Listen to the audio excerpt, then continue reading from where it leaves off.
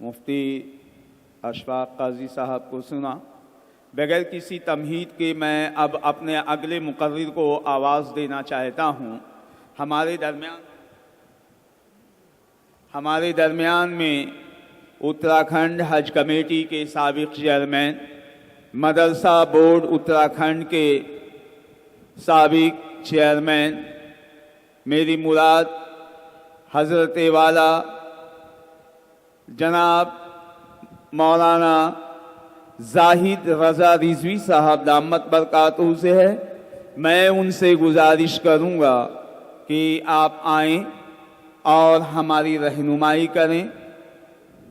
جناب زاہد رضا رضوی صاحب۔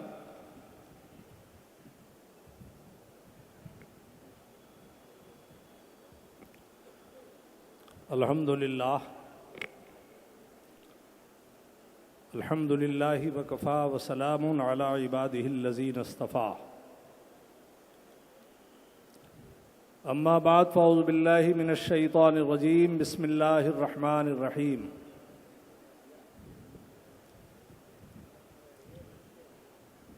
فلا وربک لا یؤمنون حتی یحکموک فیما شجر بینہم ثم لا یجدوا فی انفسہم حرجا مما قضیت ویسلموا تسلیما۔ آمنت باللہ صدق اللہ مولانا العظیم وبلغنا رسولہ النبی الامین المتین الکریم ونحن علی ذلک لمن الشاہدین والشاکرین والحمد للہ رب العالمین۔ اللہم صل وسلم علی سیدنا وشفیعنا ومولانا محمد وبارک وسلم۔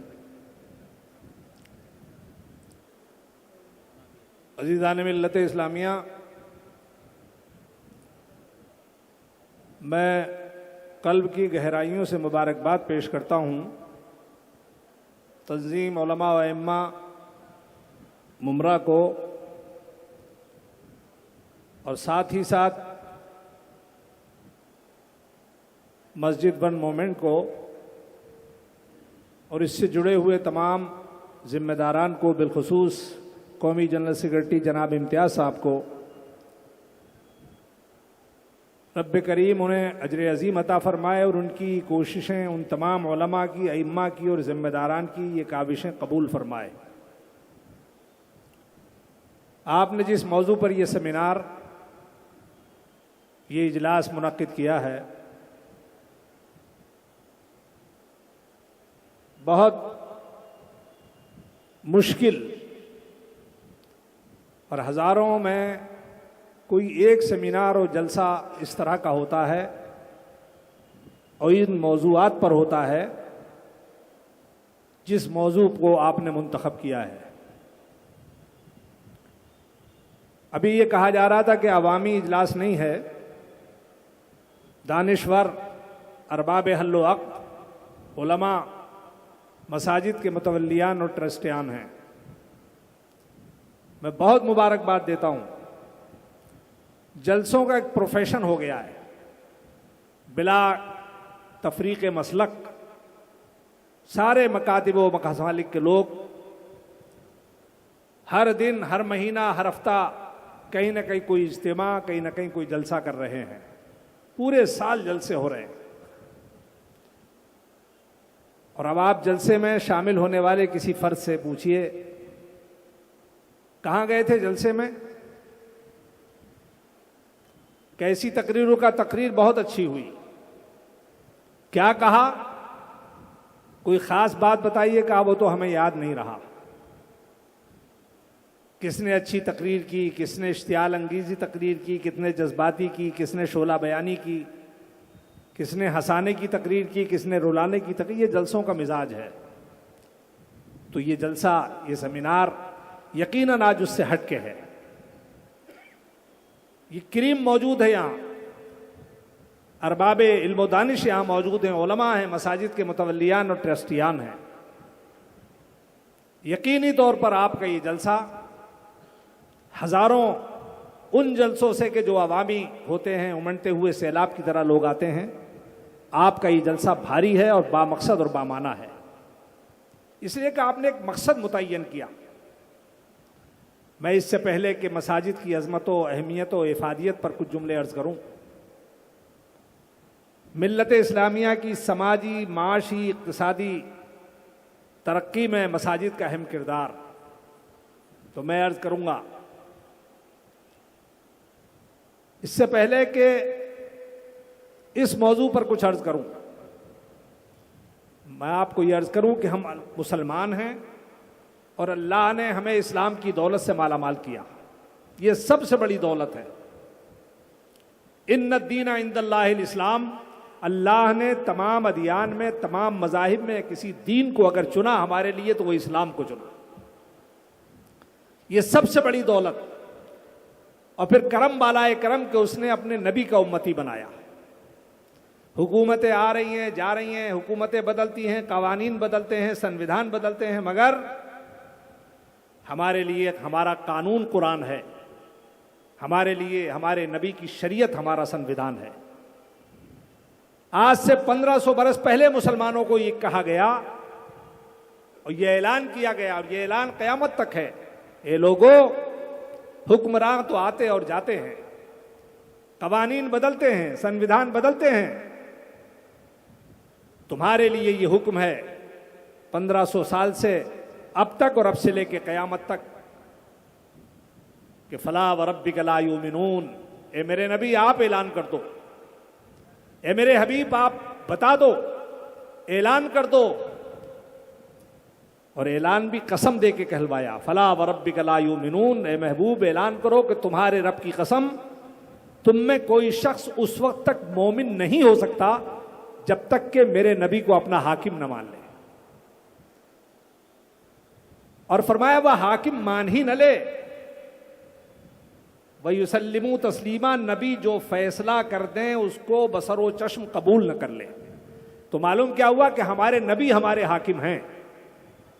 حکومتیں آئیں گی جائیں گی، قوانین بدلیں گے بگڑیں گے، مگر ہم صاحبان ایمان کے لیے ہمارے نبی حاکم ہیں. 1400 سال سے 1500 سال سے وہی شریعت، وہی دین، اور انشاءاللہ قیامت تک وہی رہے گا. رہے گا کہ نہیں؟ تو کہہ دو انشاءاللہ.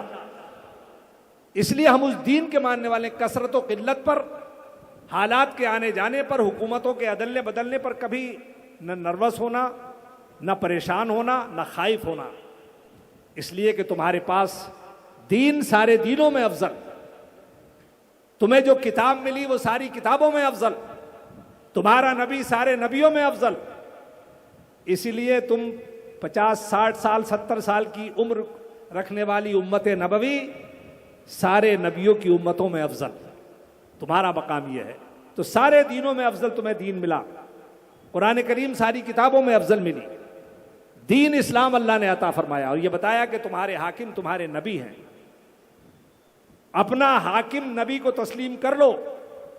یہ نہیں کہا کہ نبی حاکم اول. فرمایا وَيُسَلِّمُوا تَسْلِيمًا. نبی جو فیصلہ کر دیں اس پر عمل کر لو. اور کیا کہا؟ لا یؤمنون. تم میں کوئی مومن ہو ہی نہیں سکتا جب تک کہ وہ صاحب ایمان نہیں ہو سکتا، جب تک کہ نبی کو اپنا حاکم نہ تسلیم کر لے. تو سب بدلے گا، مگر یہ ثابت ہوا کہ نہ قرآن بدلے گا نہ حدیث بدلے گی. ہے قول محمد قول خدا فرمان نہ بدلا جائے گا. بدلے گا زمانہ لاکھ مگر قرآن. بولو بولو قرآن. آپ سب ارباب علم و دانش و ممرہ. مجھے تو مختصر وقت میں یہاں کا تعارف ہوا. ابھی ناظم صاحب بتایا کہ ممرہ یہ بمبئی شہر کا قلب ہے، اور یہاں سے آواز اٹھنے والی، یہاں سے پیغام جانے والا صرف بمبئی میں نہیں، صرف مہاراشٹر میں نہیں، بلکہ یہ وہ تاریخی سرزمین ہے، وہ اہم سرزمین ہے. آپ نے جو بیڑا اٹھایا ہے، آپ نے جس تحریک کو تقویت دی ہے، آپ نے جس تحریک کا یہاں سے آغاز کیا ہے، میرا یقین ہے کہ ممرہ سے جانے والا یہ پیغام صرف بمبئی یا مہاراشٹر کی سرحدوں تک نہیں رہے گا، بلکہ انشاءاللہ پورے مہاراشٹر میں اور پورے ملک میں اس پیغام کی گونج ہوگی اور پورے ملک میں یہ پیغام جائے گا. مساجد کی عظمت و اہمیت، میں نے عرض کیا کہ جلسے بہت ہوتے ہیں مگر کیا اچھوتا موضوع. اور مجھ سے پیش رو مقررین کو مولانا عمر عابدین صاحب، میرے اچھے محترم مولانا خالد صف اللہ صاحب کے صاحبزادے ہیں، نوجوان خطیب، اور اس کے بعد ہمارے قاضی صاحب، آپ کے بمبئی کے قاضی صاحب، ملاقات ہماری ہوئی. بہترین خطاب ہے، بہترین تقریریں ہیں. ہمیں کسی کی ضرورت ہے؟ ہمارے نبی ہمارے حاکم ان کے فیصلے ہمارے لیے قانون اور سنویدھان. جس دن خدا کی قسم ہم نے نبی کو سچا حاکم مان لیا، ہماری دنیا بھی کامیاب ہو جائے گی اور آخرت بھی کامیاب ہو جائے گی. نبی ہمارے حاکم ہیں. دوسرے مقام پر قرآن میں فرمایا گیا ما آتاکم الرسول فخذوہ وما نہاکم عنہ فانتہوا. نبی جو دیں اسے لے لو، نبی جو عطا کریں اسے لے لو، اور نبی جس سے روک دیں اس سے رک جاؤ. معلوم یہ ہوا کہ نبی حاکم ہیں. اب نبی سے پوچھو یا رسول اللہ، یہ مسجدیں جو آپ نے ہمیں عطا فرمائی ہیں ان کی عظمت کیا ہے، ان کی اہمیت کیا ہے، ان کی افادیت کیا ہے؟ مسجدیں ہمارے لیے کیا مقام اور کیا معنی رکھتی ہیں؟ کیسے، کیا یہ صرف 5 وقت کی نمازوں کے لیے بنائی گئی ہیں؟ ہم صرف سجدہ ریزی کریں اور باہر آ جائیں؟ تو اپنے نبی سے پوچھو. میرے نبی نے 63 سالہ زندگی گزار کے یہ بتا دیا کہ لوگوں، دنیا سے لے کے آخرت تک، آخرت سے جنت تک، ہر مسئلہ معاشی، اقتصادی، تعلیمی ترقی اگر تمہیں کہیں حل کرنا اور کرانا ہے تو کہیں نہ جاؤ، اللہ کے گھر میں آ جاؤ، نائب رسول سے رجوع کرو، امت مسلمہ کے رہبر سے رابطہ پیدا کرو. یقیناً تمہارا زندگی کا ہر شعبہ حیات کا مسئلہ مسجد میں پورا ہو جائے گا. ہم نے کم علمی کی بنیاد پر، یہ بہت پروپیگنڈا ہوا ادھر، اور یہ ظاہر ہے کہ ہمارے علم کی کمی ہو سکتی ہے، جہالت کا اس میں دخل ہو سکتا ہے کہ ہم نے بڑے پیمانے پر یہ کیا کہ ارے نہیں مسجد میں دنیا کی بات مت کرو، مسجد میں علاوہ سجدوں کے اور نماز کے اور کچھ نہیں کرنا ہے.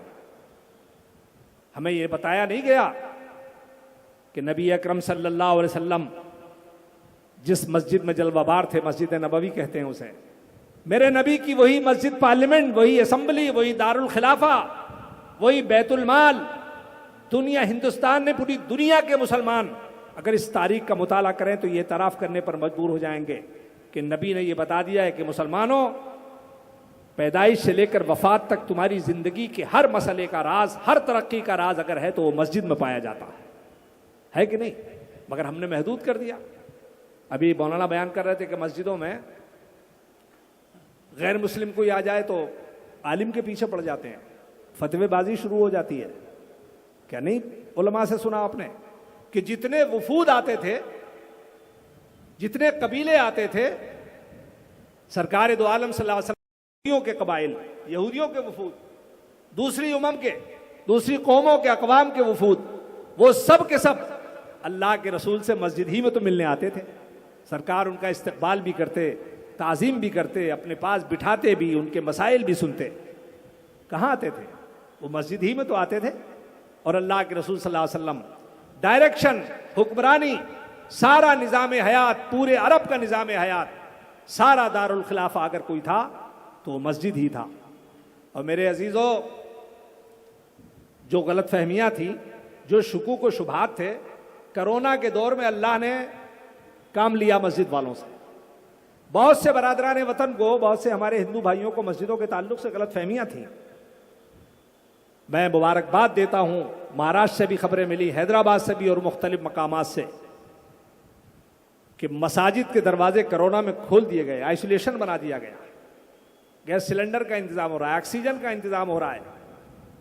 اور خدا کے فضل و کرم سے یہ ثبوت اور بہت سے شواہد ملے کہ کرونا کے مریضوں کی جب مدد کی گئی تو اس میں یہ دیکھا نہیں گیا کہ اس کا مذہب کیا ہے، یہ دیکھا نہیں گیا کہ صرف مسلمان ہے، ہندو ہے، سکھ ہے، عیسائی ہے. انسانیت کے نام پر، انسانی تقاضوں کو پورا کرتے ہوئے بہت سی مسجدوں میں اپنی مسجدوں کے دروازے کھولے اور وہاں اللہ کے بندوں کی مدد کی، اور بہت سے لوگوں کے بفضل الہی، بحکم الہی جان بچائی. جب آپ نے مسجدوں کے دروازے کھولے تو بہت سے لوگوں کی غلط فہمیاں دور ہوئیں، اور انہوں نے باوجود کہ اسلام سے عصبیت تھی مگر یہ تسلیم کیا کہ واقعی یہ مسلمان اس نبی کے ماننے والے ہیں کہ جس نبی کو اللہ نے زمین پر رحمت عالم بنا کر مبعوث فرمایا ہے. نبی رحمت کامل بن کر تشریف لائے. تامل ناڈو میں سیلاب آیا تھا کئی سال پہلے، پڑا ہوگا. بہت سی مسجدوں میں مظلومین کو، پریشان لوگوں کو، متاثر لوگوں کو پناہ دی گئی. ایک فیملی تھی، ولادت ہونے والی تھی ایک بہن کو، شوہر اس کا باہر تھا، مسجدوں میں پناہ دی گئی اتفاق سے۔ وہ جس لڑکے نے وہاں مسجد کا وہ نگراں تھا، یونس نام تھا، اس بہن کو لے آیا اور مسجد میں جو امداد گاہ بنا رکھی تھی وہاں اس کو رکھا، راشن پہنچایا، علاج کیا۔ اس کی بوڑھی ساس بھی اس کے ساتھ تھی۔ ولادت ہو گئی، مہینہ ڈیڑھ مہینے بعد وہ شخص آیا اور اس نے پوچھا اپنی بیوی سے کیسے ڈیلیوری ہوئی، کہاں ہوئی، کس نے مدد کی؟ تو اس نے بتایا بہن نے کہ مسجد کا یہ حصہ انہوں نے مختص کر دیا تھا، بہت سے لوگوں کی مدد کی، مجھے بھی ایک چھوٹا سا حجرہ دیا اور اسی بیچ میں میری ڈیلیوری ہوئی، ولادت ہوئی، بچہ پیدا ہوا۔ پوچھا اس نوجوان کا کیا نام ہے جو مسجد کا ٹرسٹی تھا، جس نے تیری مدد کی، اعانت کی؟ کہا اس کا نام ہے یونس۔ اس غیر مسلم بھائی نے کہا کہ آج سے میرے بھی اس پیدا ہونے والے بچے کا نام یونس رہے گا۔ کیا کہا؟ آج سے جو بچہ میرا پیدا ہوا ہے میں بھی اپنے بچے کا نام یونس رکھوں گا، اور وہ یونس رہا۔ یہ کب ہوا؟ جب آپ نے مسجدوں کے دروازے کھولے، مسجدوں کو دارالامداد بنایا، مسجدوں کو اللہ کے بندوں کی مدد کا ذریعہ بنایا، ہاسپٹل بنایا، سیلاب زدگان، فساد زدگان، پریشان حال لوگوں کی مدد کے لیے مسجدوں کے دروازے کھولے۔ مسجدیں ہمارا مکتب، ہماری تعلیم گاہ، مسجدیں ہمارے تمام تر مسائل کا حل ہیں۔ اس لیے میرے عزیزو، ممرہ سے آپ نے یہ پیغام شروع کیا ہے، پرواہ مت کیجئے کہ بہت بڑا مجمع نہیں، آج جب یہ پیغام جائے گا ڈگر ڈگر، نگر نگر، مسجدوں میں، گھروں میں، آج سینکڑوں کی تعداد میں، انشاءاللہ اسی ممرہ میں ہزاروں کی تعداد میں ایک بڑا اجتماع جو مرکز کو مرکزی حیثیت دینے کے لیے مرکز کو بنے گا، اور وہ انشاءاللہ تعالی آپ کی کاوشوں کا نتیجہ ہوگا۔ میں عرض کر رہا تھا کہ مسجد اللہ کا گھر ہے، مسجد ہمارا مرکز ہے، اور اس کو اتنا وسیع کرو۔ اور یاد رکھو، ابھی مولانا سے آپ نے سنا عمر عابدین سے کہ مسجد سے اگر کسی نے تنکا ہٹا دیا تو وہ بھی اجر کا مستحق ہے۔ مسجد کس مقدس سرزمین کا نام ہے، کس اللہ کے گھر کا نام ہے؟ دنیا کی تمام مسجدیں کعبۃ اللہ کی بیٹیاں ہیں۔ حدیث میں فرمایا گیا ساری مسجدیں بنات الکعبہ ہیں، تمام مسجدیں کعبۃ اللہ کی بیٹیاں ہیں، ساری مسجدیں۔ تو یقیناً یہ مسجدیں جب اللہ کعبۃ اللہ کی بیٹیاں ہیں تو ہمارے لیے کتنی مقدس و محترمہ، اور ہمارے تمام مسائل کا حل۔ اور وہ اللہ کا گھر کیسا؟ سب جگہ سب حکمرانی ہو سکتی ہے، مگر اللہ کا گھر وہ ہے کہ جہاں صرف رب کی حکمرانی ہے۔ یہ تو پوری کائنات کا مالک و خالق اور حاکم اللہ ہے۔ حضرت ہارون رشید نے اپنی بیوی زبیدہ کو کہا کہ تو اگر سورج نکلنے سے پہلے میری سلطنت سے، میری حکومت سے باہر نہ گئی تو تجھے طلاق۔ سورج نکلنے سے پہلے کہہ تو دیا، لیکن بعد میں پچھتاوا بھی شروع ہو گیا، یا اللہ یہ کیا کہہ گیا میں غصے میں، میری اہلیہ طلاق ہو جائے گی۔ حکومت تھی وسیع، سورج نکلنے سے پہلے اگر تو میری حکومت و سلطنت سے نہ نکلی تو تجھے طلاق۔ زبیدہ بھی پریشان، علماء سے رجوع کیا گیا، پوچھا گیا کہ کیسے طلاق سے بچے گی؟ سب اپنی اپنی ترکیبیں نکال رہے ہیں، اپنے اپنے مطالعے کر رہے ہیں۔ حضرت امام قاضی ابو یوسف کے پاس پہنچے تو کہنے لگے ہارون رشید پریشان ہونے کی ضرورت کیا ہے؟ کہا بیوی کو تو اگر طلاق سے بچانا چاہتا ہے تو اپنی بیوی کو مسجد میں لے جا۔ سبحان اللہ، محبت سے کہہ دیجیے سبحان اللہ۔ کہا کیسے؟ کہا سب جگہ اس کی حکومت ہو سکتی ہے، مگر مسجد وہ ہے جہاں صرف اللہ کی حکومت ہے، اللہ کی سلطنت، جہاں طلاق بچ جائے گی۔ وہی ہوا۔ تو مسجد وہ مقدس جگہ ہے جہاں اللہ کی حکومت، اللہ کا نظام اور اللہ کی سلطنت ہے۔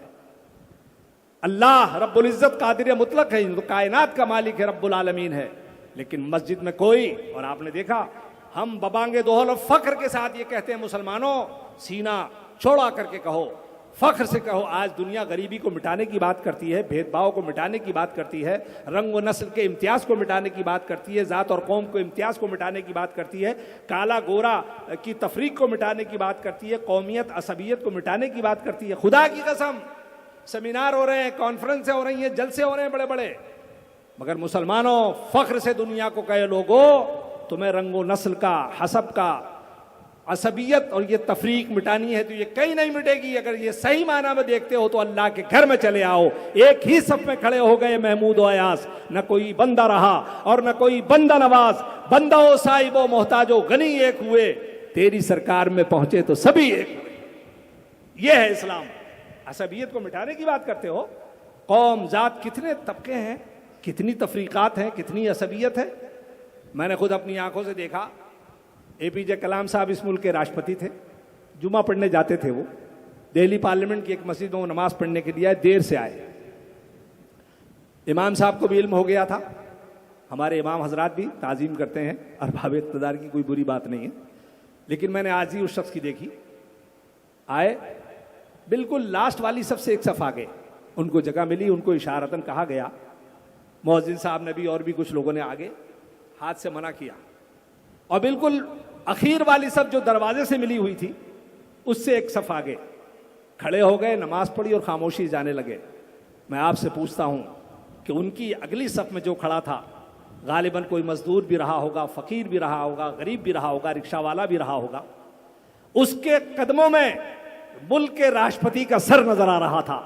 یہ عصبیت اور یہ تفریق اگر کہیں مٹتی ہوئی دیکھو گی تو وہ اللہ کے گھر میں دیکھو گے, مسجد میں دیکھو گے.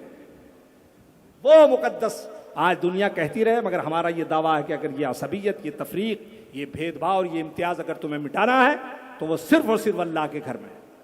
اللہ رب العزت کا وہ مقدس گھر ہے. اس لیے مسلمانوں, ملت اسلامیہ کے جالوں میں بہت شکر گزار بھی ہوں. امتیاز صاحب کا, ہمارے قاری مختار صاحب جو کل سے, اور تمام ان احباب کا. اور میں پھر عرض کر رہا ہوں کہ یہ ممرہ ہے, بہت اہم پیغام ہے. اس پر کریے, سیمینار کریے, جلسے کریے, مسجدوں میں بیت المال چھانٹ دیجئے. تعلیم کے بغیر چارہ ممکن نہیں ہے. میں اشارتاً و کنایتاً ایک بات کہتا ہوں, آپ ارباب علم و دانش سے بڑی زرخیز زمین ہے ممرہ کی. اس ملک میں اب اگر کہیں آپ برابر میں آئیں گے یا حالات کا مقابلہ کریں گے یا تعلیم و ترقی کی منازل طے کریں گے تو وہ صرف علم ہے. علم. اس لیے اپنی مسجدوں کو دنیاوی علوم کا بھی مرکز بناؤ. اپنے ان بچوں کو جو اسکول جاتے ہیں, کالج میں بھیجو, اچھا بیرسٹر بناؤ, وکیل بناؤ, انجینئر بناؤ, ڈاکٹر بناؤ, فلاسفر بناؤ. لیکن ساتھ ہی ساتھ اچھا مسلمان بناؤ, قرآن پڑھنے والا بناؤ. جب علم نہیں ہوگا تو نماز کا تلفظ ٹھیک نہیں ہوگا. علم نہیں ہوگا تو نماز کا وضو, فرائض, واجبات, سنن و مستحبات ادا نہیں ہوں. تو علم بنیادی طور پر اس ملک میں آپ اگر مقابلہ کر سکتے ہیں تو علم سے. اس لیے مارر مقدسہ کا مشہور نعرہ ہے, آدھی روٹی کھاؤ اور بچوں کو پڑھاؤ. آدھی روٹی کھاؤ اور بچوں کو پڑھاؤ. اپنی اخراجات کم کرو, شادی کو سادی کر دو, مساجد کو بھی تمہارے اے سی, تمہاری یہ شاندار, یہ ٹھیک ہے. میرا تو ایک ماننا ہے, جب کچی مسجدیں تھی یا چٹائیاں ہوا کرتی تھی مسجد میں, لوٹے ہوا کرتے تھے وضو کرنے والے, تب روحانیت زیادہ تھی. آج اے سی ہے, پنکھے ہیں, کولر ہیں, ساری فیسلٹی ہے. اس کے باوجود بھی مسلمان جلدی سے 4 فرض پڑھ کے بھاگتا ہے کہ نہیں بھاگتا؟ کہیں نہ کہیں آپ دنیا میں زیادہ منہمک ہو گئے. جبکہ اللہ کے نبی نے فرمایا بدترین جگہوں میں سے سب سے بدترین جگہ بازار ہے, اور افضل اور اعلیٰ جگہوں میں سے سب سے بہتر اور افضل جگہ ہے وہ مسجد ہے. ہم نے مسجد کو چھوڑ دیا اور زیادہ اپنایا. تو ارے میں کیا نظام بتاؤں میرے عزیز آپ کو. آپ نے یہ جلسہ کیا ہے, سیمینار کیا ہے, پوچھو منتظمین سے. ہمارے ناظم صاحب بیٹھے ہیں, 20-25 دن پہلے تاریخ متعین کی, پھر علماء کو مقرر کیا, داعیان کو بلایا, ناظموں کو بلایا, مقررین کو, خطبہ کو بلایا, اعلان کیا, پبلسٹی, تشہیر کی, تب کہیں جا کے آپ نے یہ جلسہ کیا. میں بتاتا ہوں آپ کو کہ اللہ نے کتنا بہتر نظام مسجد میں عطا فرمایا ہے. اور یہ کیوں عطا فرمایا؟ اسلام دین فطرت ہے, اسلام انسانیت کا مذہب ہے. آپ سمجھتے ہیں کہ یہ جو 5 وقتہ نماز ہے نا, گھر میں نماز پڑھو گے تو ثواب ملے گا, لیکن مسجد میں جو جماعت کا ثواب ہے وہ 27 درجہ ہے. کہہ دو سبحان اللہ. ہے کہ نہیں؟ علماء بیٹھیں گے 27 درجہ. اے لوگو, بستی کے لوگ 5 وقت میں آؤ, نماز با جماعت ادا کرو, رب کی بارگاہ میں سر بسجود ہو جاؤ, مصافحہ کرو, معانقہ کرو, بستی کے حالات ایک دوسرے پوچھو, خیریت پوچھو, قوائف پوچھو, تاکہ مسلمان آپس میں ملیں, امت مسلمہ کے حالات و قوائف کا علم رکھیں. یہ 5 وقت کی تھی. پھر پورے شہر کے لوگ ایک جگہ جمع ہو جاؤ, پورے شہر کے لوگ. جمعہ میں مصافحہ, معانقہ, ایک دوسرے کے قوائف و حالات, ایک دوسرے کی خیریت, خبرگیری, مدد. جمعے میں جمع ہو جاؤ. اور جمعہ امام ہیں, خطیب ہیں. میں عرض کر رہا تھا کہ یہ سارا جلسہ آپ نے بڑا اہتمام کیا, تب یہ جلسہ. خدا کی قسم وہ نظام ہے جمعے کا, آپ کا خطیب نہ اسے اعلان کرنے کی ضرورت ہے, نہ پنڈال سجانے کی ضرورت ہے, نہ مائک لگانے کی ضرورت ہے, نہ اخراجات کی ضرورت ہے, نہ پبلسٹی کی ضرورت ہے. بس جمعے میں ایک جامع خطاب ہو جائے, 15 منٹ کا, 20 منٹ کا, آدھا گھنٹے کا. خدا کی قسم ہزاروں جلسوں سے وہ پیغام نہیں پہنچتا. ایک سچے مسلمان کے لیے خشوع و خضوع کے ساتھ وضو کر کے سنتیں پڑھ کے بیٹھ جائے, باادب ہو کے, اور اپنے امام کا خطبہ سنیں.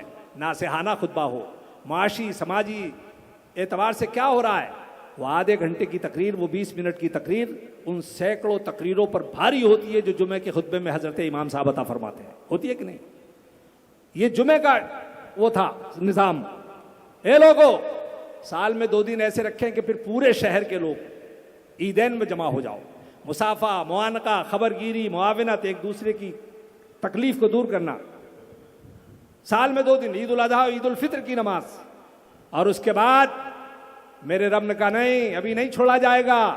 پوری دنیا کے مسلمان, سال میں ایک دن ایسا آئے گا کہ میدان عرفات میں سب جمع ہو جاؤ, جو عالمی منشور ہوگا, عالمی اجتماع ہوگا, عالمی کانفرنس ہوگی, اور وہاں پورے دنیا کے مسائل پر بات ہوگی, پوری دنیا کی خیریت, عافیت, اور پورے دنیا کے قوائف و حالات کا, پریشانیوں کا, دکھ درد کا ذکر کیا جائے گا, اور ان کا مداوع تلاش کیا جائے گا. اسلام نظام حیات ہے. 5 وقتہ نماز سے لے کر آپ عیدین تک, اور عیدین سے لے کے حج تک سسٹم آپ دیکھیے. یہ کس مذہب میں ہے, دوسرے کس دین میں ہے؟ یہ دین میں اگر تمہیں دولت ملی ہے تو صرف اسلام کے لیے دولت ملی ہے. نماز میں ہے, مسجدوں میں ہے. اس لیے بہت شاندار بات کہی کہ ملت اسلامیہ کی ترقی, سماجی معاشی میں مساجد کا کردار. مساجد ہماری یونیورسٹیاں ہیں. ہم مسجد کے بغیر کچھ ہیں نہیں, ہماری کوئی حیثیت نہیں. ہمیں جب ترقی ملی ہے, خوشحالی ملی ہے, تو صرف مسجدوں سے ملی ہے, اور انشاءاللہ آگے بھی مسجدوں سے ہی ملتی رہے گی. نبی ہمارے حاکم ہیں. بہترین نظام آپ نے بلند کیا ہے. اسلام دین فطرت ہے, پہلے اسلام کو سمجھو. قرآن کریم کہتا ہے یا ایھا الذین آمنوا ادخلوا فی السلم کافۃ, ایمان والو. ایمان والوں کا لفظ کہا ہے, اسلام میں پورے داخل ہو جاؤ. ولا تتبعوا خطوات الشیطان, شیطان کا اتباع نہ کرو, اس لیے کہ وہ تمہارا کھلا ہوا دشمن ہے. تو ہم صاحب ایمان ہیں, لیکن قرآن کیا کہتا ہے, پورے داخل ہو جاؤ. اور پورے داخل کب ہوں گے؟ کہ جو نبی ہمارے حاکم ہے, جو حکم ہمیں عطا فرمایا ہے, وہ مکمل طور پر اپنی زندگی میں عمل پیرا ہو جائیں. اس لیے مسجدوں کو بیت المال قائم کرو, تعلیمی نظام قائم کرو, شفا خانے قائم کرو, انسانیت کے دکھ درد و مداوع کا مرکز قائم کرو. اسلام انسانیت کا مذہب ہے. مسلمانوں, ہم بھٹک گئے, ہم نے مساجد سے منہ موڑ لیا, ہم نے مساجد کو چھوڑ دیا. بہت سے لوگ تو میرے عزیز 5 وقت کی کیا, جمعے کی بھی نہیں پڑھتے, صرف وہ عیدگاہ میں نظر آتے ہیں. جب ہم نے مساجد سے تعلق چھوڑ دیا تو اغیار نے ہماری مسجد کی طرف آنکھیں اٹھانا شروع کر دی. میں آپ سے پوچھتا ہوں, سال میں 2 دن ہوتے ہیں نا عیدین کے. امتیاز صاحب, 2 بار عید پڑھی جاتی ہے نا, عید الاضحیٰ, عید الفطر. جب آپ گھر سے نکلتے ہیں, ہمارے ہاں تو عیدگاہیں آپ کے یہاں مسجدوں میں بھی ہوتی ہیں, بمبئی شہر بہت. تو جہاں شہر کی عیدگاہیں, وہاں کیا کہتا ہے پرشاسن, راستہ بدل دیتا ہے, روٹ ڈائیورٹ کر دیتے ہیں. 4 ویلر نہیں گزرے گا, 2 ویلر نہیں گزرے گا, سائیکلیں نہیں آئیں گی, کوئی جانور نہیں آئے گا. پرشاسن مستعد چست درست ہو جاتا ہے. ہمارے اتر پردیش میں, اتراکھنڈ میں خصوصی اہتمام ہوتا ہے. کیوں؟ آج مسلمان نکل گیا سڑک پر, نماز عید ادا کرنے جا رہا ہے, سر پہ ٹوپی ہے, عطر لگا ہوا ہے, قطار در قطار جا رہا ہے. راستہ بدل دیا. اب اس راستے سے 2 ویلر 4 ویلر نہیں, راستہ بدل دیا. پرشاسن چست درست ہے.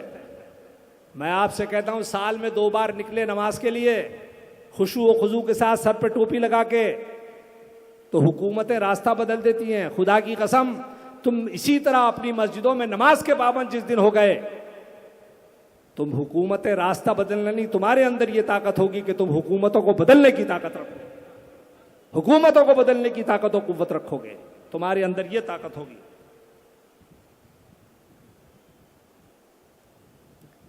تمہارے اندر وہ طاقت ہوگی کہ تم آج مسجد سے رشتہ تو ٹوٹ گیا نا، اور اگر ہے تو بس نماز پڑھو اور بھاگو جلدی سے، رشتہ ٹوٹ گیا۔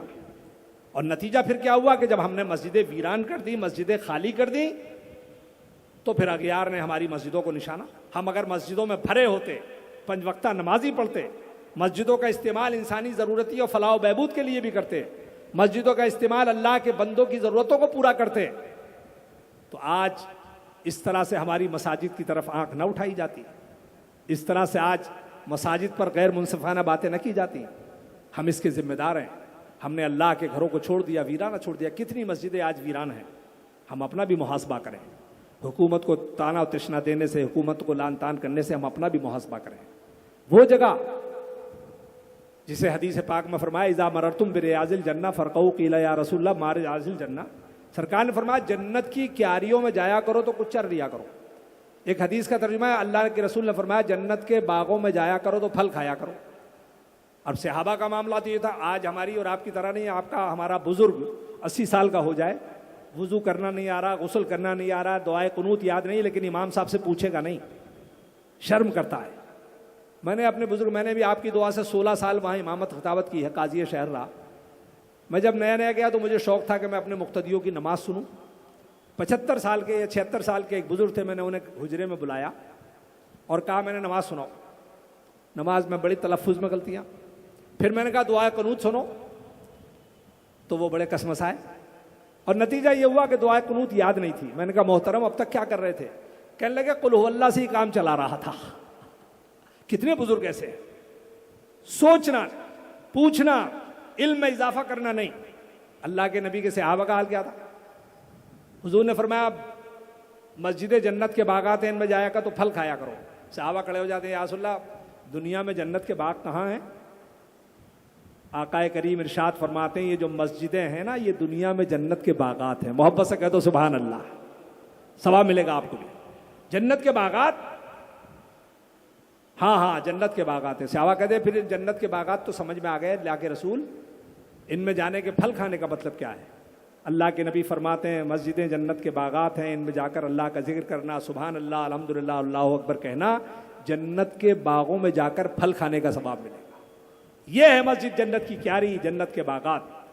تو مسجدوں سے رشتہ مضبوط رکھو، مسجدوں کو اپنا مرکز۔ ہر مسئلہ ہمارے لیے سب سے بہتر اور اعلیٰ نمونہ حیات اگر کسی کی زندگی ہے تو اللہ کے نبی کی ہے، خلفائے راشدین کی ہے، صحابہ کرام کی ہے۔ سب سے بہترین آئیڈیل ہمارے نبی کی زندگی ہے۔ کون کہتا ہے 63 سالہ زندگی دیکھو، مکی زندگی، مدنی زندگی، سب کچھ اللہ کے نبی نے مسجد سے کیا ہے۔ تو مسجدوں کو وسیع کرو اور ان بھائیوں کی اصلاح کرو کہ جنہوں نے مسجدوں کو صرف 4 دیواری کے لیے۔ اور اب سنو آخری باتیں، مسجدوں میں جو لوگ ہیں، ابھی بہت اچھی بات کہی عمر صاحب نے کہ یہ جو امام حضرات ہیں نا، ان کے شکر گزار رہو، ان کو حقارت سے مت دیکھو۔ یہ تمہارے وکیل ہیں، تمہاری مسجدوں، تمہاری نمازوں کو بخشش کرانے کا، قبول کرانے کا ذریعہ ہے۔ یہ تمہارے کمانڈر ہیں۔ جس طرح فوج سے کمانڈر کہتا ہے سلامی دینا ہے وہ دیتا ہے، آگے بڑھنا ہے بڑھتا ہے، پیچھے جانا ہے جاتا ہے۔ ارے رکوع، سجود، قیام، قاعدہ، یہ سب کیا ہے؟ جیسا امام کرا رہا ویسی کر رہے ہو۔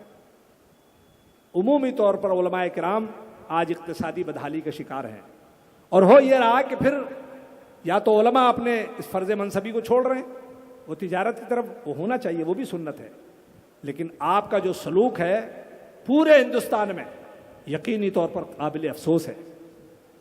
7,000 ہمارے یو پی میں، اتراکھنڈ میں 7,000، 8,000، آپ کیا مہاراشٹر میں 10,000 ہوگا، 15,000 ہوگا۔ آپ اپنا محاسبہ کرنا میرے عزیز۔ جلسہ کراتے ہیں آج بریلوی دیوبندی سب جلسے کرا رہے ہیں۔ ایک ایک رات کا جو مقرر ہے نا، وہ لچھے دار مقرر، وہ لچھے دار شاعر بلایا، 50,000 مقرر، 1 لاکھ مقرر کو، شاعر کو۔ اور جو محلے کا غریب امام ہے بیچارہ، جو 5 وقت تمہاری بچوں کو دین سکھا رہا ہے، 5 وقت تمہیں نماز پڑھا رہا ہے، تمہاری نمازیں ٹھیک کرا رہا ہے، تمہاری نمازوں کو کا وکیل ہے، اس کو آپ تنخواہ کتنی دے رہے ہیں؟ 10,000۔ وہ کوئی کام بھی نہیں کر سکتا، وہ کوئی معاش بھی نہیں کر سکتا، وہ کوئی دوسرا ذریعہ بھی نہیں ہو سکتا. رحم کرو اور محاسبہ کرو کہ جب ہمارے اپنے اخراجات، ایک میں واقعہ نہیں، میں لطیفہ نہیں، میں ایک سچا واقعہ سنا ہوں. ایک مسجد کے معاف فرمائیں بہت ادب کے ساتھ، یہاں ٹرسٹیان ہیں، ایک مسجد کے ٹرسٹی صاحب کے بچے نے MBA کر لیا. مٹھائی کا ڈبہ لے کے آئے امام صاحب، بہت خوشی کی، میں نے پڑھایا اپنے بچے کو، میرے بچے نے MBA کیا. جب فاتحہ پڑھ دیجیے، بہت آج میں خوش ہوں، کمپلیٹ ہو گیا MBA. اب اس کی نوکری کے لیے اور سروس کے لیے کوئی دعا کر دیجیے.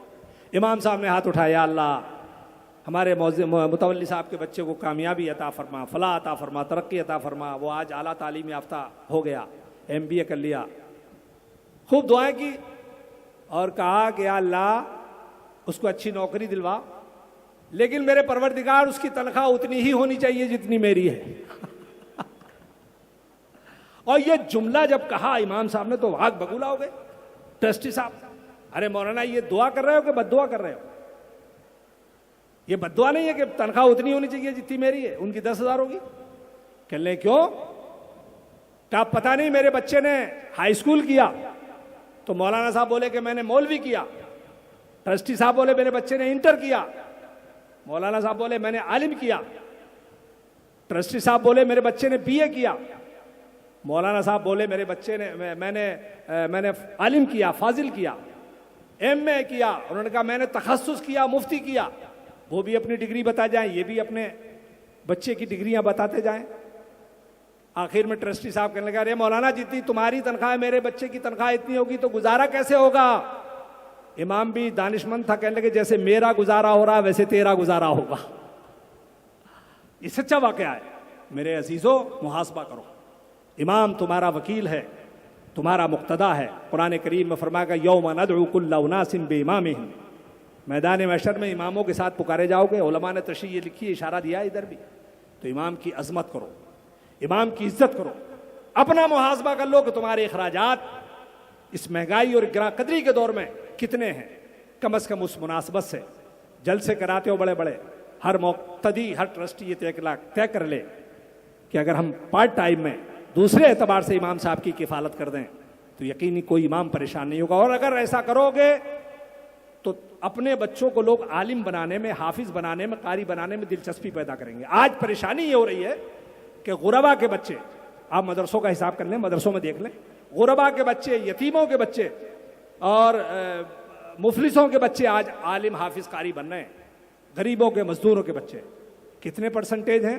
رؤسا، عمرا، دانشور لوگ جو اپنے بچے کو حافظ، قاری، عالم بنا رہے ہیں. اور مقام بتاؤں میں ایک عالم کا، ایک حافظ کا، ایک امام کا.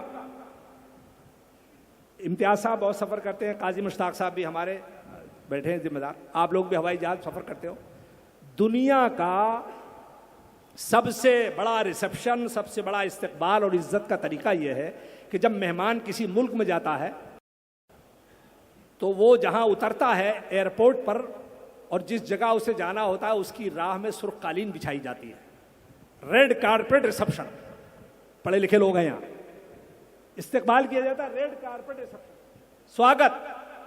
وہ جہاں تک جا رہا ہوائی اڈے سے اس کا قدم زمین پر نہ گرے، جائے سلامی منچ تک تو ریڈ کارپیٹ پہ چل کے جائے. ریڈ کارپیٹ ریسپشن کہلاتا ہے. کس کا؟ VIP، VVIP، راشٹرپتی، وزیر اعظم، دنیا کا. ہمارے ملک میں آئے یا ہمارے ملک میں کہیں جائے، یہ دنیا کا سب سے اعلیٰ طریقہ ہے. مگر آؤ اسلام سے پوچھو، اسلام تو نے اس سے بڑھ کر کوئی اعزاز، استقبال، سواگت کیا ہے؟ کوئی طریقہ بتایا ہے؟ میرے نبی فرمائیں گے ہاں، اس سے زیادہ استقبال کرانا چاہتے ہو تو اسلام کے دامن رحمت میں پناہ لے لو. آؤ دیکھو، قرآن اور حدیث کا پڑھنے والا ایک طالب علم جب اپنے گھر سے قدم نکالتا ہے، قرآن پڑھنے جاتا ہے، قرآن پڑھنے جاتا ہے، حدیث پڑھنے جاتا ہے، تو قرآن پاک لے کے، یہ حدیث پڑھ کے بچہ جب گھر سے جاتا ہے مدرسے تک، مدرسے جب واپس آتا ہے تو حدیث پاک میں آتا ہے کہ اس کی راہ میں سرخ قالین تو نہیں بچھائی جاتی، مگر قرآن و حدیث کا علم حاصل کرنے والے کی راہ میں اللہ کے فرشتے اپنے پروں کو بچھا لیا کرتے ہیں. سبحان اللہ. اللہ کے فرشتے. میں آپ سے پوچھتا ہوں کہ جب طالب علم کا مقام یہ ہے تو عالم دین کا مقام کیا ہوگا؟ نائب رسول کا مقام کیا ہوگا؟ حافظ قرآن کا امام کا مقام کیا ہوگا؟ اس لیے عزیزو، اس تحریک کو فروغ دو. میں امتیاز صاحب کو, مشتاق صاحب کو, جو لوگ جڑے ہیں, مبارکباد دیتا ہوں اور یہ دعا کرتا ہوں کہ اہل ممرا اس تحریک کے لیے پھیل جائیں, ہر شخص امتیاز بن جائے, ہر شخص ممرا کے ذمہ داران میں ہر شخص اس تحریک کا داعی اور بانی بن جائے, اس لیے کہ یہ تحریک بڑی اہم ہے. ہم جب مسجدوں میں یہ پیغام دیں گے, اور آج بھی اللہ کا شکر تمہاری مسجدوں کے بارے میں جو تاثرات ہیں, کتنا ہی عصبیت رکھتا ہو, تعصب رکھتا ہو, مگر بہت سی جگہ آج بھی ہے. ہماری بہنیں اپنے چھوٹے چھوٹے بچوں کو لے کر گلاس میں پانی لے کر باہر کھڑی ہوتی ہیں, بابا جی ذرا پھونک دینا, پھونک ڈال دینا ہمارے بچے پہ, پانی پہ پھونک دینا. کیوں؟ انہیں یہ یقین ہے کہ یہ شخص نماز پڑھ کے نکل رہا ہے, بارگاہ خداوندی میں سجدہ ریز ہو کے نکل رہا ہے, اپنی پیشانی کو رب کی بارگاہ میں جھکا کر نکل رہا ہے, اور ان کے رب نے وعدہ کیا ان الصلاۃ تنہی عن الفحشاء والمنکر, بے شک نماز بے حیائی کو روکتی ہے. تو یقیناً ڈاکٹر کی دوائی اثر دے نہ دے, مگر ایک نمازی, سچا نمازی کسی پہ پھونک ڈالتا ہے تو اللہ شفائے کامل عطا فرما دیتا ہے. میرے عزیزوں, وقت زیادہ ہو گیا, ابھی ہمارے امتیاز صاحب اپنی جو ان کی کارکردگی ہے وہ بتائیں گے. میں پھر ایک مرتبہ مبارکباد دیتا ہوں, اور پھر میں یہ کہتا ہوں آپ سے کہ کہیں بھٹکنے کی, حالات سے پریشان ہونے کی, خائف ہونے کی کوئی ضرورت نہیں. اس سے پہلے بھی حالات آئیں. مسلمان اے اسیر غم مسلمان, مسلمان اے اسیر غم مسلمان, پلٹ جا جانب مرکز پلٹ جا, زمانہ ہے کہ آگے بڑھ رہا ہے, تو 1400 برس پیچھے کو ہٹ جا. وآخر دعوانا ان الحمدللہ رب العالمین.